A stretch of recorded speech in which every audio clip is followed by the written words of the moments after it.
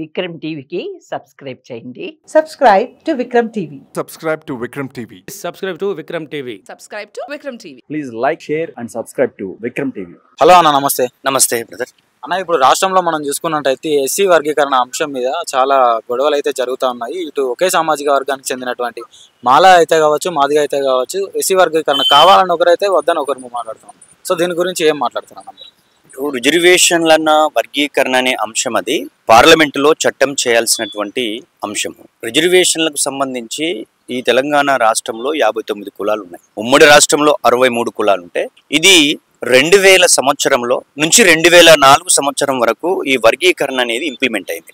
వాస్తవంగా చంద్రబాబు నాయుడు గారు దళితులు కలిసి ఉన్నటువంటి దళితులని విడదీయాలనేటువంటి పన్నాగంతో అప్పుడున్న పరిస్థితులలో కాంగ్రెస్ పార్టీ సైడు మాల సామాజిక వర్గం ఉండేది, దళితులు కూడా, అంటే 2 సామాజిక వర్గాలు ఉన్నప్పటికీ చంద్రబాబు నాయుడు వాళ్ళ రాజకీయ భవిష్యత్తు గురించి ఈ దళితులను విడదీయాలనేటువంటి ఆలోచనతో ఆయన 1997లో వర్గీకరణ అనేటువంటి అంశం తీసుకొస్తే అది హైకోర్టుకు వెళ్ళి 3 సంవత్సరాల తర్వాత అది ఇంప్లిమెంట్ అయింది 2000 నుంచి 2004 సంవత్సరం వరకు.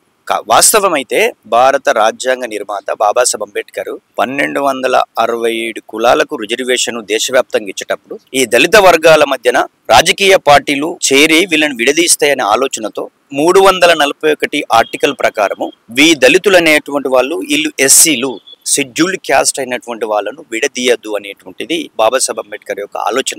దాన్ని పాలక వర్గాలు దళితుల యొక్క రిజర్వేషన్లకు సంబంధించిన అంశాన్ని రాష్ట్రాలకు కానీ ఈ స్థానిక సంస్థలకు కానీ ఇవ్వద్దు. ఇది పార్లమెంటు ఒక కులాన్ని చేర్చాలన్నా ఒక కులాన్ని తీసేయాలన్నా 341 క్లాసుల ప్రకారమే చేయాలనేది వాస్తవమైన విషయం. కాకపోతే ఈ యొక్క దళితులలో ఒక కులం ముందు రిజర్వేషన్లు పొందుతుంది, ఒక కులం ఇంకొక వెనుకబడి ఉన్నమాట వాస్తవం. ఇందులో 59 కులాలలో ఒక మాలా మాదిగ సామాజిక వర్గాలే రిజర్వేషన్ పొందారు. 57 కులాలు ఉన్నటువంటి వాళ్ళలో కొన్ని కులాలకి ఇప్పటికి కూడా గుడి మెట్లు బడి మెట్లు ఎక్కలేదు.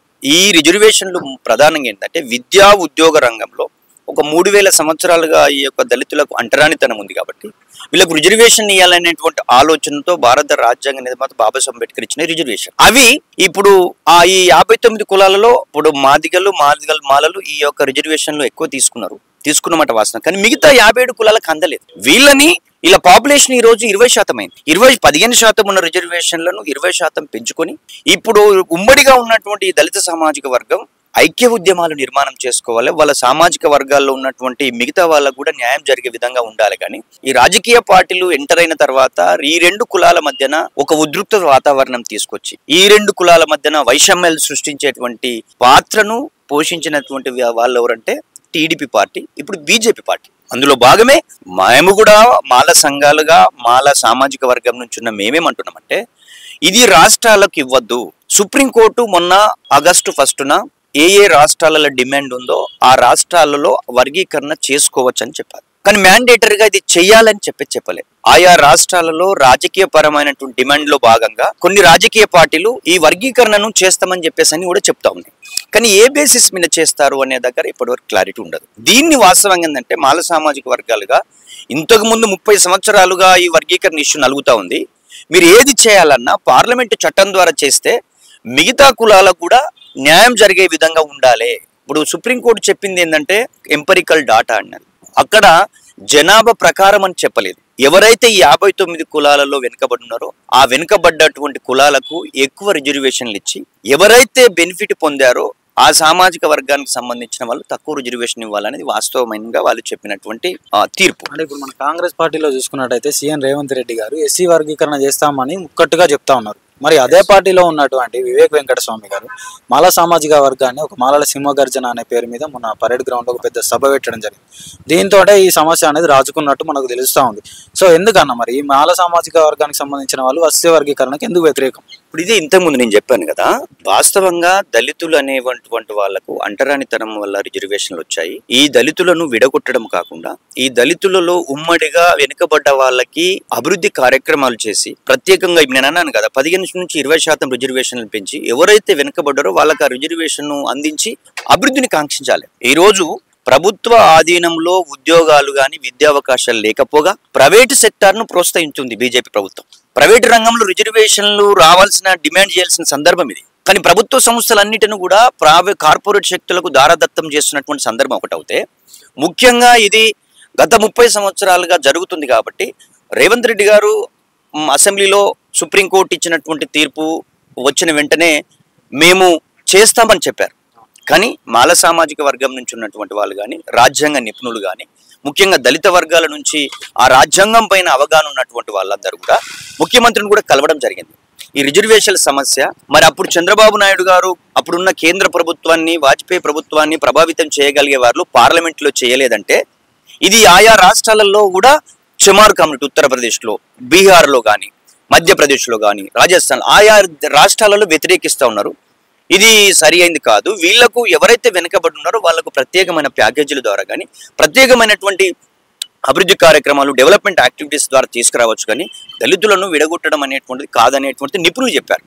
ఇక్కడ వివేక్ గారు కూడా మాల సామాజిక వర్గానికి సంబంధించిన విషయంలో మాదిగ సామాజిక వర్గం నుంచి ఉన్న కొంతమంది మాలలు 2% ఉన్నారు, 3% ఉన్నారు అని చెప్పేసి ఒక ముఖ్యంగా మందకృష్ణ లాంటి వాళ్ళు ఏం చేశారంటే బీజేపీ పార్టీతో వెళ్ళి బీజేపీ పార్టీ ద్వారా పెరేడ్ గ్రౌండ్ లో ఒక పెద్ద మీటింగ్, ఆ మీటింగ్ కి వెహికల్స్ కానీ మొత్తం అన్ని రకాల ఫెసిలిటీస్ ప్రొవైడ్ చేసి నరేంద్ర మోడీ గారు మీటింగ్ పెట్టించారు. ఎందుకు పెట్టించారంటే 3వసారి జరిగిన దేశవ్యాప్తంగా ఎన్నికల్లో బీజేపీ యొక్క విధానాలు, బీజేపీ నరేంద్ర మోడీ ప్రభుత్వం తీసుకున్న దళిత వ్యతిరేక విధానాల వల్ల ఈ దేశంలో ఉన్న 20 కోట్ల మంది ప్రజలు వ్యతిరేకించారు. ఆ పార్టీ ఏ రాష్ట్రంలో అధికారం ఉందో అక్కడ మొత్తం కూడా ఎంపీ సీట్లు తగ్గడానికి కారణం ఏంటంటే దళితుల మీద అట్రాసిటీలు, ఈ రిజర్వేషన్ల ఎత్తివేత కార్యక్రమం, భారత రాజ్యాంగాన్ని మార్చేస్తామని చెప్పి వాళ్ళ మంత్రులు చెప్పడం, ఇవన్నీ చూసిన దళితులందరూ కూడా బీజేపీకి ఓట్లు వేయలేదు. అందుకే ఈరోజు ఎన్డీఏ ప్రభుత్వం వచ్చింది. అందులో భాగంగా మందకృష్ణ గారికి మీ మీటింగ్ కు ఏదైతే పెరేడ్ గ్రౌండ్ లో పెట్టారో సుప్రీంకోర్టు తీర్పు ద్వారా నేను సహకరిస్తా అని చెప్పేసి నరేంద్ర మోడీ గారు చెప్పారు. మందకృష్ణ గారు చాలా మీటింగ్లలో ఏం చెప్పాడంటే, మాకు నరేంద్ర మోడీ గారు సహకరించి సుప్రీంకోర్టు జడ్జి ద్వారా మాకు తీర్పు ఇచ్చారు, ఆయన సహకారం వల్ల వచ్చిందని అన్నాడు. అత్యున్నతమైనటువంటి సుప్రీంకోర్టు, దానికి స్వయం ప్రతిపత్తి ఉండాల్సినటువంటి సుప్రీంకోర్టు ఇలా నరేంద్ర మోడీ గారి యొక్క ప్రభావంతో నరేంద్ర మోడీ చెప్పడం వల్ల రావడం అనేటువంటి దాన్ని మేము మాల సామాజిక వర్గంగా తీవ్రంగా ఖండిస్తాం. ఎందుకంటే సుప్రీంకోర్టు మీదనే అన్యాయానికి గురైన వాళ్ళు, పేద వర్గాలు సుప్రీంకోర్టు న్యాయ తీర్పు మీదనే ఆధారపడతారు. కానీ సుప్రీంకోర్టు లాంటి ఎవరైతే న్యాయమూర్తులు ఉన్నారో వాళ్ళే ఇట్లా ప్రభావితం అవుతే సామాన్యులకు న్యాయం జరుగుతుందా ఈ దేశంలోనే అనుకునేటువంటి పరిస్థితులు ఉన్నాయి. కాబట్టి దాన్ని మేము మాల సామాజిక వర్గంగా ఈ రిజర్వేషన్లను పంపిణీ జరపాలంటే ఏ రాష్ట్రాలలో ఈ డిమాండ్ ఉందో ఆయా రాష్ట్రాలలో చేయొచ్చు కదా, అది పార్లమెంట్ చట్టం ద్వారా చేయొచ్చు కదా అనేది మాల సామాజిక వర్గం యొక్క అభిప్రాయం. దాన్నే మేము వ్యక్తపరచా ఉన్నాం. అందుకే మీరు అన్నట్టు మేము సింహగర్జన ద్వారా దాదాపు హైదరాబాద్కి ఒక 10 లక్షల మంది మాల సామాజిక వర్గం రావడం జరిగింది. మాలలని, మనువాదులని, మాలని వ్యక్తిగత దూషణలు అనేటువంటివి చేయడం అనేది మందకృష్ణ గారు చేశారు. కాబట్టి దళితులు అనేటువంటి వాళ్ళం అందరం కూడా సఫరర్స్ మీ అంటరానితనాన్ని అనుభవిస్తున్న వాళ్ళమి. మనకు అందుకే రిజర్వేషన్లు వచ్చినాయి. ఈ రిజర్వేషన్లని మిస్యూజ్ చేసే విధంగా మీరు మాట్లాడిన వ్యాఖ్యలు కరెక్ట్ కాదు అనేది ఒకటవుతే మాల సామాజిక వర్గం స్ట్రెంత్ అని, మాల సామాజిక వర్గం రావాల్సిన అవకాశాలని, మాల సామాజిక వర్గము అన్ని విభాగాలలో ఒక అభివృద్ధిని కాంక్షించే విధంగా ఉండాలి, మేము కూడా ఏం తక్కువ లేవని అన్ని రాజకీయ పార్టీలకు తెలియజెప్పడానికి మేము ఆ బహిరంగ సభ పెట్టాం. కానీ ఏ ఒక్క సామాజిక వర్గానికి వ్యతిరేకంగానో వేరే వాళ్ళను ఇబ్బంది పెట్టేటువంటి మనస్తత్వం మాల సామాజిక వర్గానికి లేదు.